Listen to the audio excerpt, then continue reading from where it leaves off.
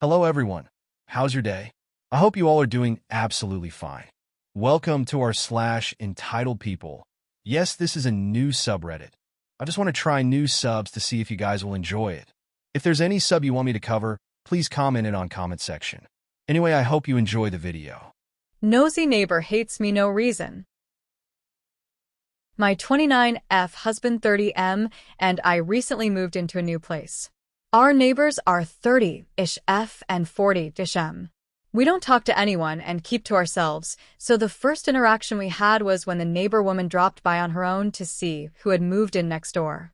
This is what she expressed to me when I answered the door. "Oh, hi. I just wanted to see who moved in." She then proceeded to ask me questions about myself. "How old are you? You look too young to be a homeowner. Are you renting? I thought this was a for sale listing. Are you married? What do you do for work? And you were born here? And your parents?" It just felt kind of rude. It felt like she was collecting information/knowledge about us. Because she only met me that day, my husband was not home.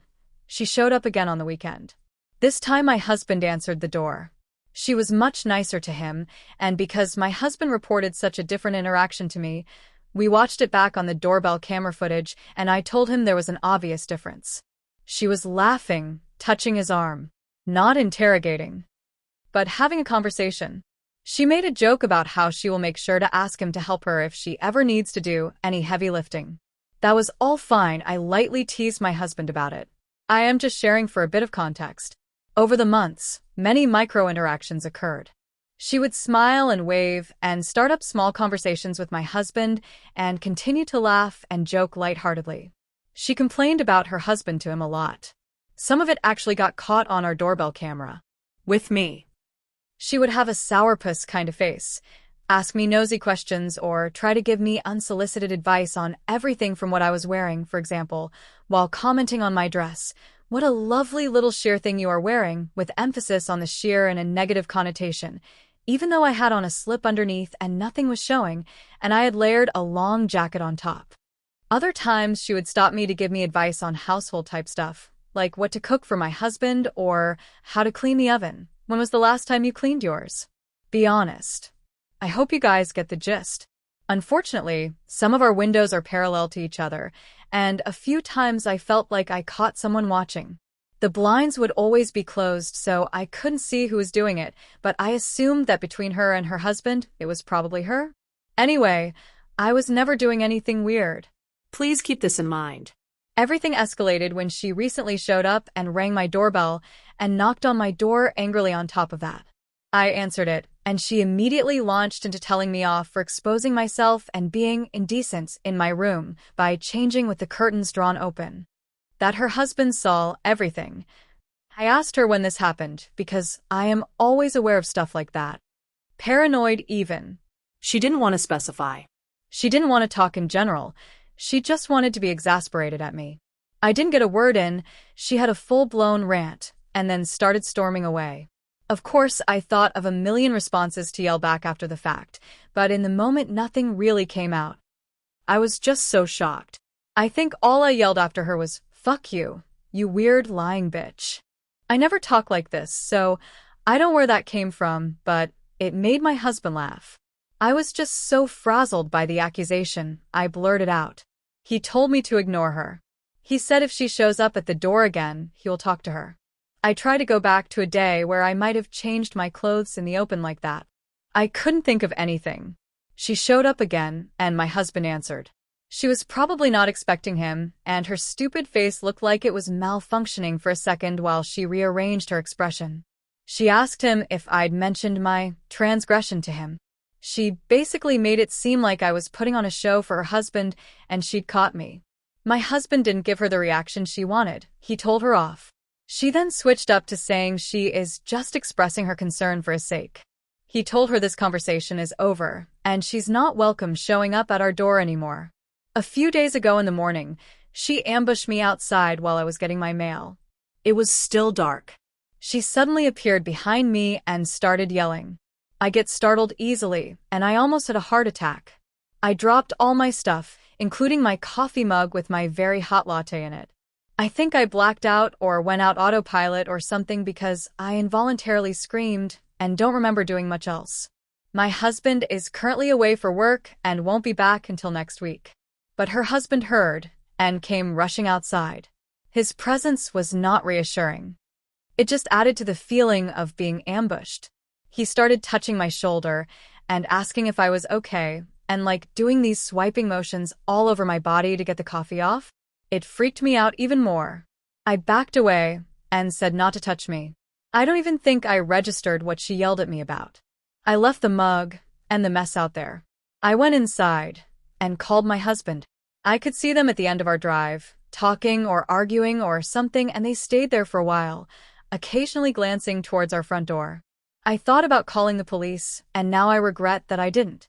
My husband wants to talk to them when he gets back, but I'm wondering if there is a better course of action. Anyway, just wanted to share this story about these crazies who have somehow sucked me into the middle of their sinking marriage.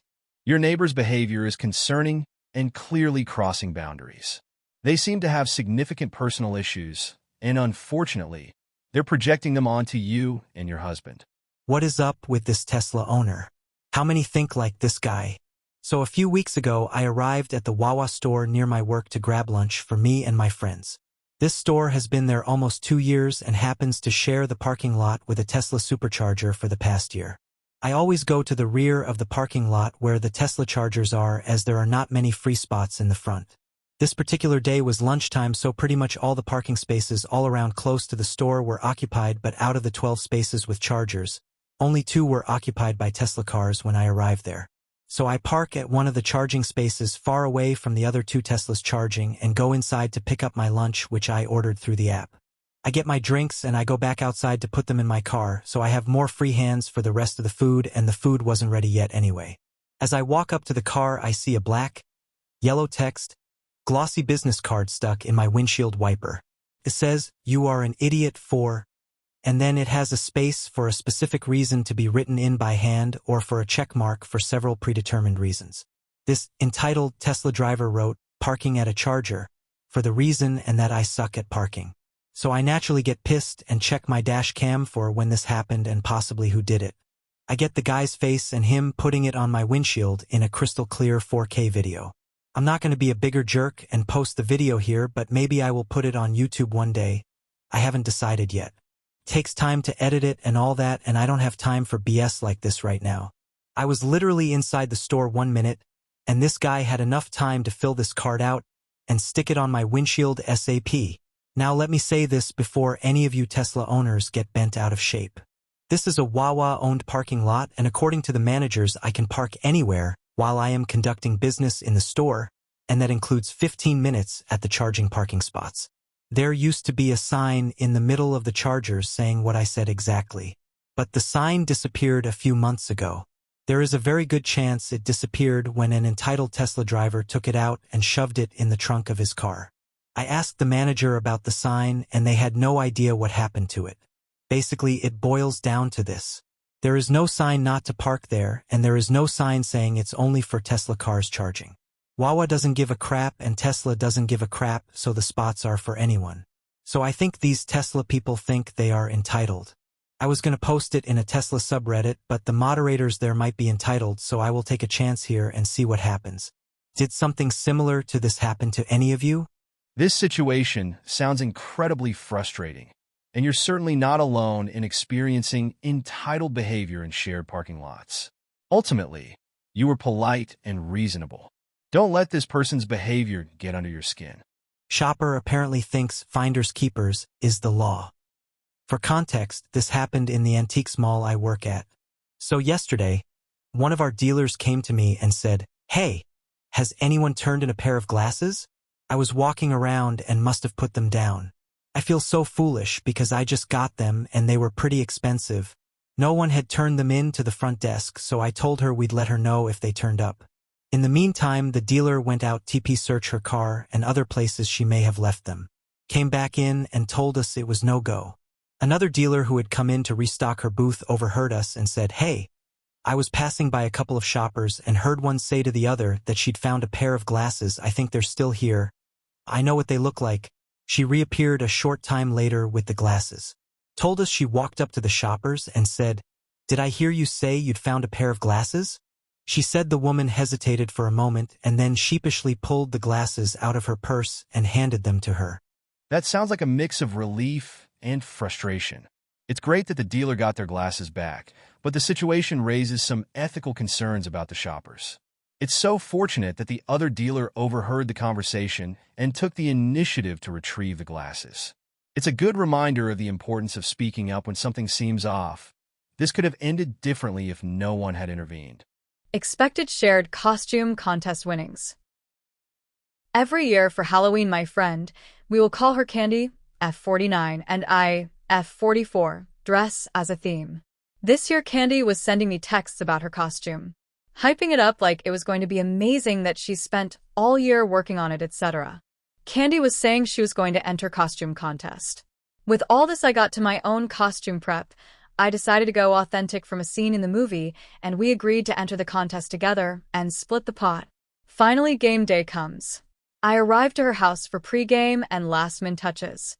I'm in a veil, full dress, fake hair, makeup. The whole shebang. She's in a bra, bike shorts, sweater, and a wig. It was not obvious who she was supposed to be. We get to the bar, and they're choosing people for the contest. They chose me and not her because they didn't know who she was. I won the costume contest, $500. I gave her some money when I got off stage since it was free money and our original plan. The following day, she sent me a text asking me to send the reminder of her winnings.